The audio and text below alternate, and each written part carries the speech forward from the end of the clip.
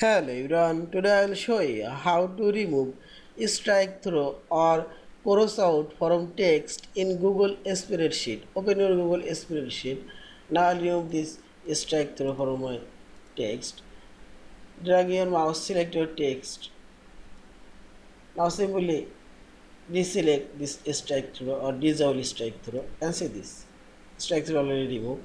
Also remove this strike through. Drag your mouse, select.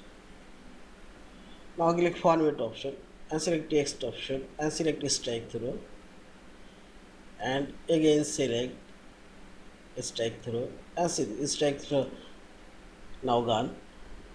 Also remove these two cells strike through, select format option and text and strike through. Yeah, this is. Thank you for watching. Please subscribe, like, share and comments.